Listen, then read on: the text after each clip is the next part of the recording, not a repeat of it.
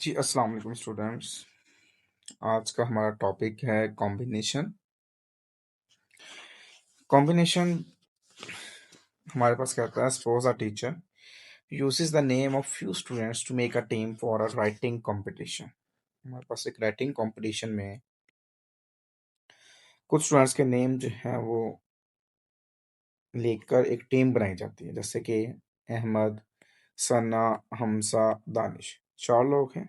As a combination of team members Ahmad, Sana, Hamza, and Danish is equivalent to Hamza, Ahmad, Danish and Sana। मतलब देख सकते हैं name वही है, members वही हैं टीम के, बस उसका ऑर्डर चेंज किया हुआ है। बिकॉज सेम स्टूडेंट्स और इन द कॉम्बिनेशन, मतलब सेम पर्सन जो है उनका ग्रुप बन रहा है। जैसे यहाँ पे एग्जांपल लिखता है, पहले अहमद लिखा हुआ है, फिर सना है, फिर हमजा है और फिर दानिश है।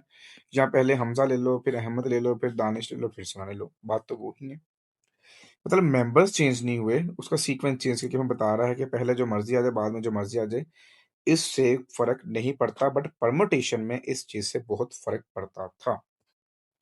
सो उसने मेंशन भी किया हुआ यहाँ पे, consequently you have the same team because the order of name of the student does not matter। Order जो है ना वो मैटर नहीं करता कॉम्बिनेशन के अंदर। इसके अंदर सिर्फ एक चीज मेंशन जो है ना वो मैटर करती है, वो चीज मैटर करती है उसके मेंबर्स कौन कौन से हैं, बस। अब डेफिनेशन देखें, कहते हैं कि a combination of r objects taken out n object, यानी आपके पास टोटल एन ऑब्जेक्ट्स हैं, मतलब 10 ऑब्जेक्ट है, 10 पर्सन है, उसमें से 5 पर्सन का कॉम्बिनेशन करना है, या 3 का करना है, 2 का करना है। जो ग्रुप्स बनाने हैं, या आपने 7 का बनना है, 8 का करना है, वो डिपेंड करता है हमारे पास जो भी क्वेश्चन होगा। इसका मतलब जो आर होगा वो सबसेट होगा एन का।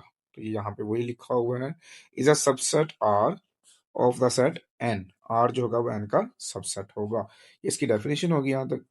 अगर लिखता है the number of combination of n different objects taken r at a time is denoted by n c are.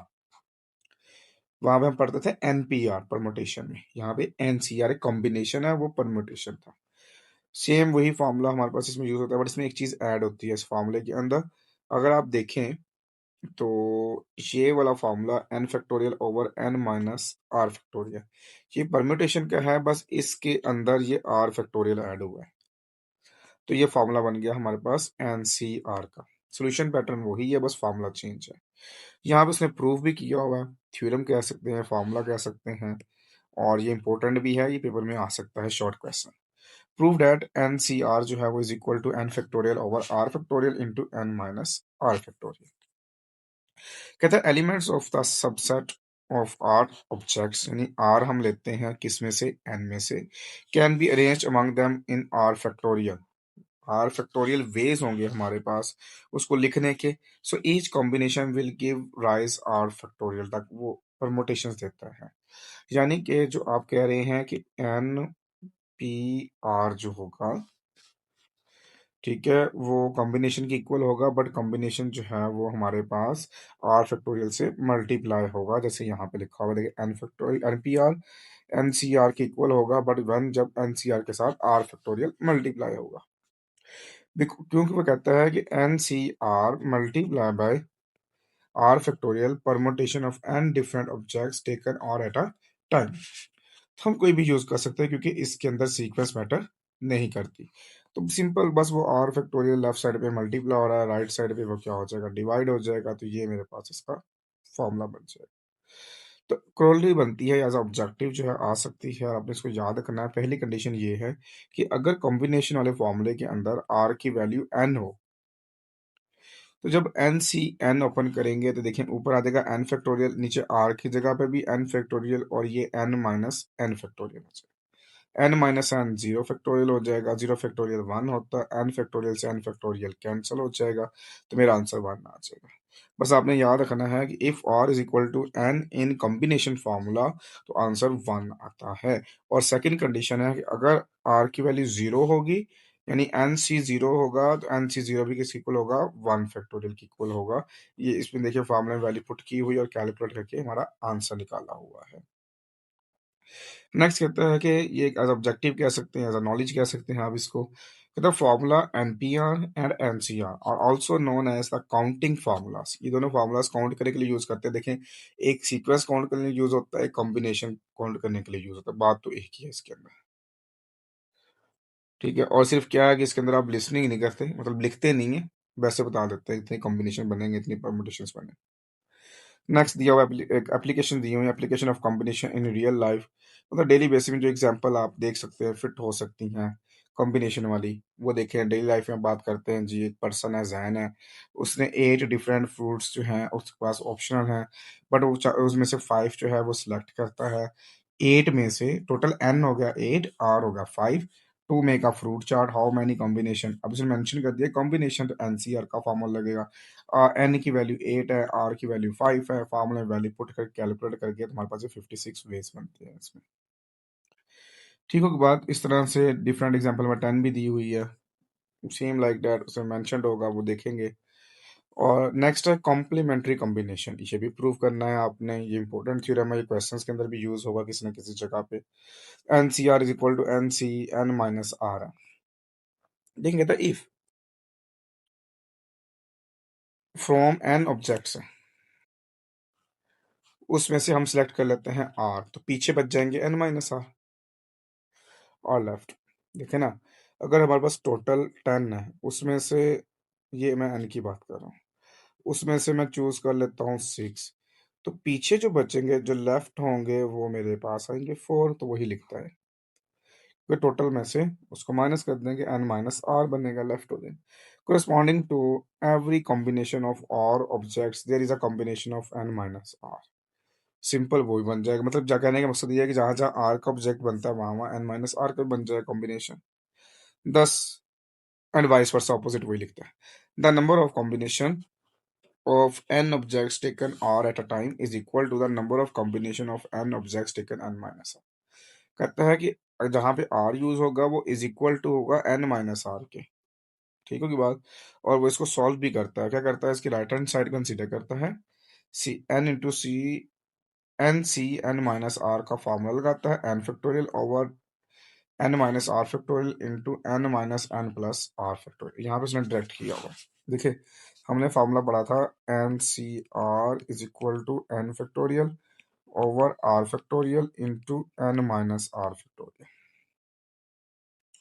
ये वही आ गया, n factorial over n, r की जगह पे हमारे पास है जी n minus r factorial into ये एन माइनस, अब इस आर की जगह पे हमारे पास क्या मौजूद है, एन माइनस आर, तो ब्रैकेट में आ गया एन माइनस आर फिर धन फैक्टोरियल। अब जब उसने क्या किया, ये उसने वैसे लिख दिया, ये भी वैसे लिख दिया, और ये जो माइनस था ना, इस ब्रैकेट से मल्टीप्लाई किया तो नेगेटिव का एन हो गया और पॉजिटिव का आर हो गया। तो ये देख सकते हैं नेगेटिव का एन और पॉजिटिव का आर, तो एन माइनस एन ये वाला जो था ये इससे कैंसिल किया, बाकी जो बच गया तो ये एनसीआर का फॉर्मूला हो गया। ये आपने इसको ऐसे याद रखना है, इसका प्रूफ भी आपने करना होगा। नेक्स्ट वो कहता है कि नोट दिया हुआ एक, just for knowledge, this result will be found useful in evaluating NCR when r is greater than n by 2 से होगा। फॉर एग्जांपल 12 सी 10 है तो वो इज इक्वल टू है 12 सी 12 माइनस 10, जो कि 12 सी 2 बनेगा। और ये एग्जांपल लेकर सॉल्व किया हुआ है। फिर कहता है n c r n minus r और नोन एज कॉम्प्लीमेंट्री कॉम्बिनेशन का नाम भी दिया जाता है। खैर ये एग्जांपल भी दी हुई है, इसको देख सकते हैं। ये बॉक्स बहुत इंपॉर्टेंट है, शॉर्ट क्वेश्चन भी आ सकता है कि what is the difference between permutation and combination. ठीक है, तो पहला बताया था परमुटेशन के अंदर ऑर्डर बहुत मैटर करता है, सीक्वेंस बहुत मैटर करती है, कॉम्बिनेशन के अंदर ऑर्डर मैटर नहीं करता। जैसे कहता है A B and B A are different objects हैं इन परमुटेशन में, जबकि कॉम्बिनेशन में ये सेम चीज है, इसमें कोई इशू नहीं आता। तो बस आपने पहला पॉइंट ये समझना है कि परमुटेशन के अंदर उसका पैटर्न, उसके सीक्वेंस बहुत मैटर करती है, जबकि कॉम्बिनेशन में ऐसा कुछ भी नहीं है। फिर दूसरे नंबर पे कहता है कि अरेंजमेंट ऑफ ऑब्जेक्ट्स सेम वही चीज है, जबकि हमारे पास कॉम्बिनेशन में सिलेक्शन ऑफ ऑब्जेक्ट्स होती है। जैसे एग्जांपल देता है, परमुटेशन की एग्जांपल होगी बॉल ऑफ डिफरेंट कलर्स, के बॉल्स होंगी लेकिन डिफरेंट कलर्स की होंगी, तो मैटर करती है फर्स्ट कौन सी, सेकंड कौन सी, थर्ड कौन सी। फिर नंबर 2 एग्ज़ाम्पल दिया इंग्लिश अल्फ़ाबेट यानी letters first A, B, C, D pattern बहुत मैटर करता है। फिर people while sitting on chairs first पे कौन बैठेगा, सेकंड पे कौन बैठेगा, थर्ड पे कौन बैठेगा, ये चीज़ मैटर करती है। जबकि कॉम्बिनेशन में ऐसा कुछ नहीं है। उसमें क्या-क्या लिखा हुआ है, उसमें लिखा हुआ है जी सिलेक्शन ऑफ डिफरेंट कलर्स कौन से कलर चूज़ होंगे बस। फर्स्ट पे कौन-सा है, सेकंड पे कौन-सा है, थर्ड पे कौन-सा है, ये चीज़ मैटर नहीं करती।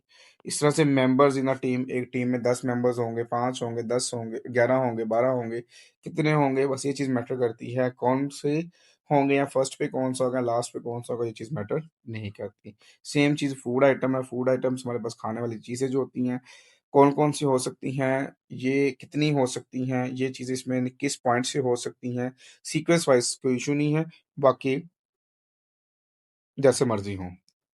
नेक्स्ट लिखा हुआ है application of permutation combination in cryptography कि जिसमें परमुटेशन भी यूज़ होती है कॉम्बिनेशन भी यूज़ होती है इससे रिलेटेड क्वेश्चंस आएंगे तो वहाँ मैं आपको डीपली बता सकता हूँ क्योंकि यहाँ पे जस्ट एग्जांपल दी हुई है।